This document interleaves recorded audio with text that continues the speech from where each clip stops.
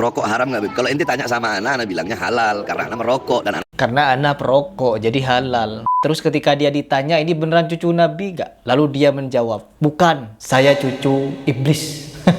Ini beneran cucu Nabi? Bukan, ana cucu iblis. Apa ini? Hidup bagaimana nih?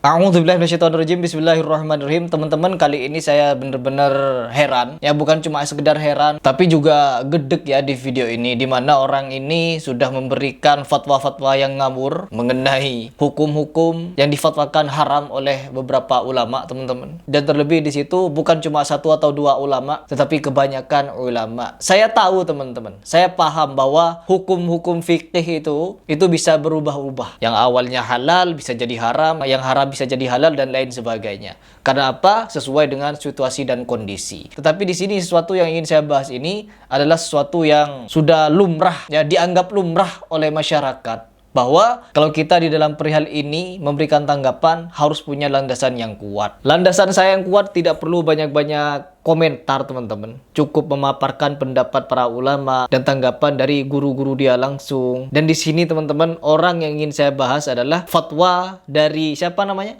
Bahar Smith yang memberikan fatwa halal bagi saya, katanya. Rokok bagi saya halal. Allahu Akbar. Saya gak habis pikir, teman-teman. Bener-bener gak habis pikir. Coba kita langsung dengarkan seperti apa fatwa dia mengenai rokok ini. Apa karena jangan-jangan dia mau berbisnis rokok, jadi menghalalkan rokok? Yang haram dihalalkan. Na'udzubillah min dzalik.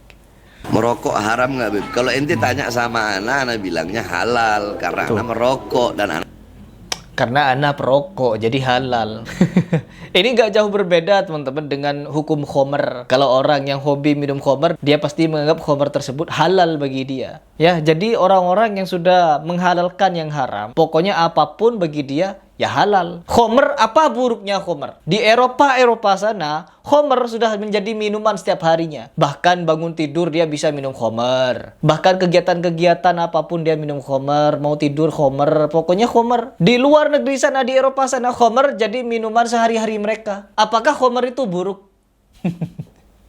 Kalau kita mau berbicara tentang dampak keburukannya, toh di luar negeri sana orang minum khomer aman-aman saja. Tidak mati-mati juga. Allah, mabuk-mabuk mereka di dalam rumah. Nggak merugikan orang lain. Apakah bisa berubah hukum khomer itu menjadi halal ketika dikonsumsi oleh orang-orang yang membutuhkan? Mungkin dia karena susah tidur, dia banyak pikiran, stres dan lain sebagainya. Untuk menghindari stres, mereka minum khomer. Untuk bisa tidur, dia minum khomer. Apakah hukum khomer bisa jadi halal? Enggak, teman-teman. Nggak seperti itu konsepnya. Sama halnya seperti rokok. Rokok memang ada yang mengubahkan, teman-teman. Dulu sebelum ada penelitian, dulu sebelum ada dampak. Mungkin rokok-rokok dulu itu belum ditemukan apa nih mudaratnya dari rokok. Sekedar merokok, mudaratnya apa? Bakar-bakar uang. Mungkin hanya itu. Jadi mungkin ada yang memubahkan. Tetapi sekarang sudah ada penelitian dari dokter, ada penelitian dari ilmuwan, ada penelitian dari laboratorium dan lain sebagainya. Bahkan pihak kesehatan menyatakan rokok itu adalah racun, memasukkan racun sedikit demi sedikit. Ya, bukan cuma memasukkan racun, kita juga melakukan hal-hal mubazir di situ, buang-buang uang, ya 30.000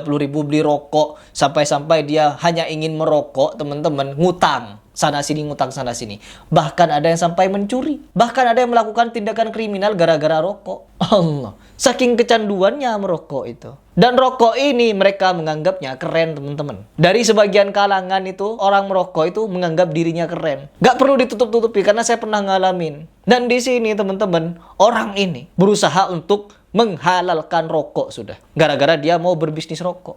Na'udzubillah min dzalik. Dan di sini juga ada satu video pernyataan bahwa Bahar Smith ini mengaku kalau dia cucunya iblis, teman-teman. Dimana ketika ada jutaan umat, banyaknya umat, jutaan muhibbin yang mengakui dia cucu Nabi, terus ketika dia ditanya, ini beneran cucu Nabi gak? Lalu dia menjawab, bukan, saya cucu iblis. Ini beneran cucu Nabi? Bukan, ana cucu iblis.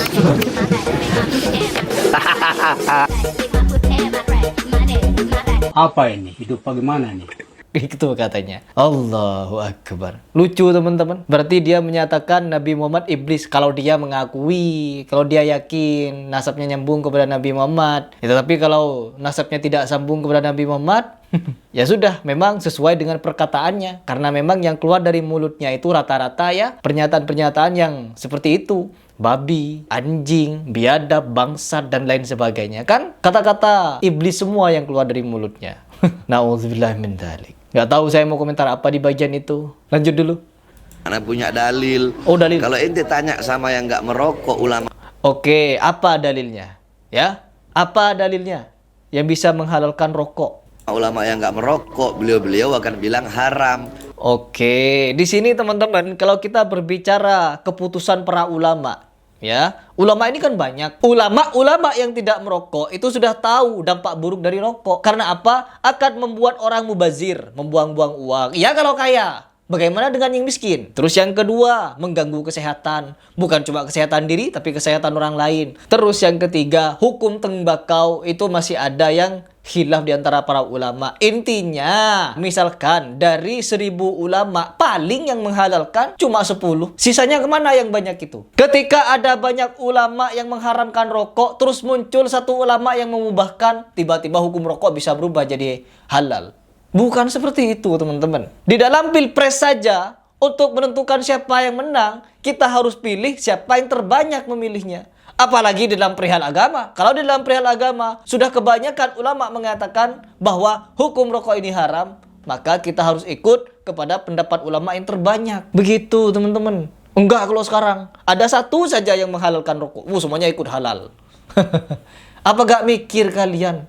Kalau orang-orang sekarang itu bisa khilaf, ya, bisa salah. Na'udzubillah min dzalik, kalau kalian menganggap satu ulama bisa meruntuhkan pendapat seluruh ulama lainnya. Na'udzubillah, apalagi ini. Ini katanya berguru sama Habib Rizik Syihab. Habib Rizik Syihab berpendapat kalau pendapat paling kuat dari para ulama adalah haram rokok. Dan Habib Rizik mengambil hukum haram itu. Apakah gak ngaca orang ini? Gak ngaca kalau gurunya sendiri mengharamkan. Oh, saya punya pendapat sendiri, punya dalil sendiri. Dalilnya apa? Gak ada. Apa dalil menghalalkan rokok?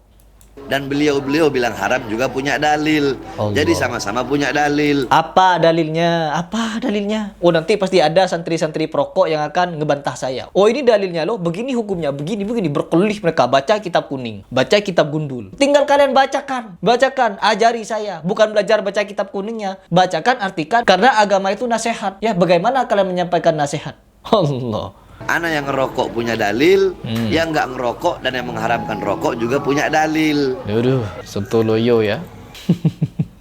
Emang nggak bisa lepas dia. Bahkan tidak berhenti sampai di Habib ini, teman-teman.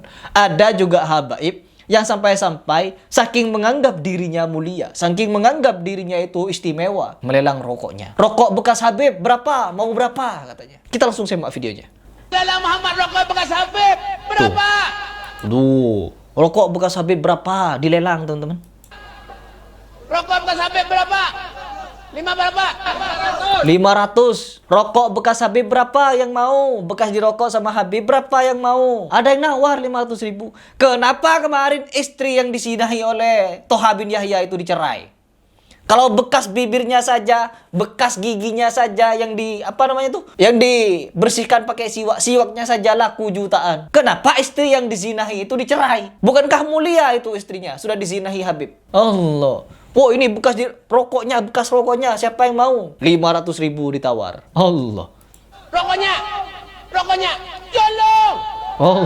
Modalnya 20.000. Modalnya 20.000, jadi 500.000. Jual bekas-bekas yang dia pakai. Lengkap.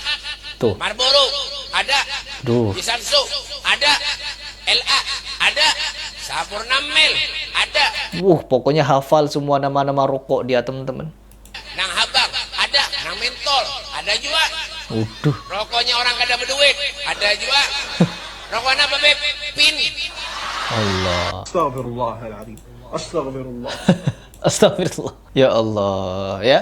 Ini orang-orang yang sudah mendewakan hawa nafsunya. Ketawa ketiwi dia kemana-mana, teman-teman. Mentertawakan kita, memuja-muja dia berlebihan. Ya Allah. Terus ini pula, ini jauh lebih berbahaya, teman-teman. Katanya dia merokok di surga, katanya gak ada rokok lagi. Coba kita dengarkan. Ditegur kita sama satu kiai bahwa kalau di masjid atau menyebut nama seseorang wali kurang afdol, kurang baik kalau merokok. Masya Allah, luar biasa. Tetapi ada alasan saya, mungkin alasan semua orang. Kenapa merokok? Kenapa? Saya ingin masuk surga, Kiai.